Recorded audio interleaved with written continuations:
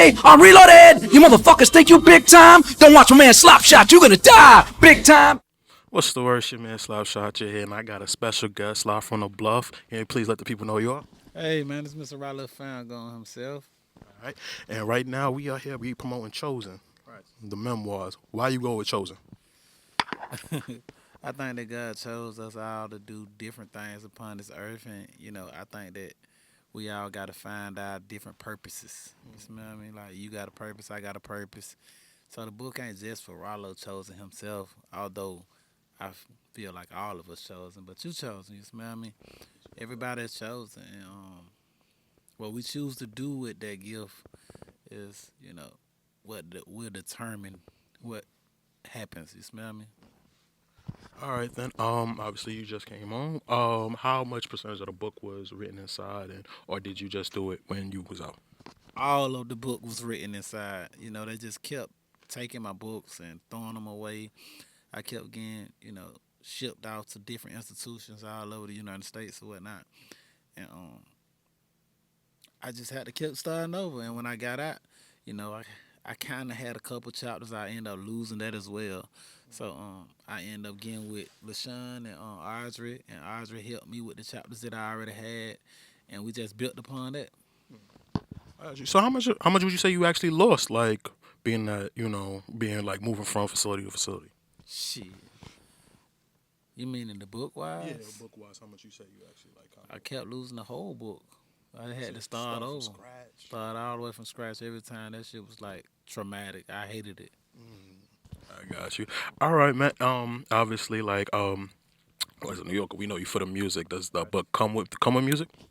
Yeah, of course. I dropped a small EP with the book. It's a soundtrack of the book. I dropped 7 songs, and I'm gonna drop another deluxe April the 5th, and we're gonna keep it going. The music is what the driver of the book, and I just want everybody to get in the car with us. You smell me? Appreciate you. All right, man. And so, top of 2025, man. Obviously, I think, for people that are familiar with your story, I've watched a few interviews. I've watched you backtrack. I think the one that was like most in depth was the Cam Newton interview. You have like a really like in depth like a story. You understand what I'm saying? Can we expect like a movie based off of memoirs? Of course, we working on the film. We wanted to drop the book. That was our leverage. That was our That's kind of what we want to shoot our pilot off of, or kind of that what we want to shop around everything with. She in the film world, I'm in the rap world, so we kind of putting both together. We meet in the middle, and we gonna try to do this thing together. I got you.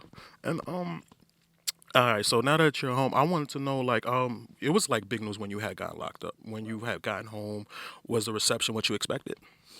I mean, I don't really be expecting the shit out of this shit, you spell, but I just kind of go with the flow. I kind of take advantage of whatever opportunity God give me or put in front of me. But I don't really have expectations. I actually, I'm the type of nigga that I was willing to go work at a goddamn chicken plant. You smell what I mean? Long as I stay free. The goal for me to get out was to stay free. I ain't really give a fuck about too much more shit. I got you.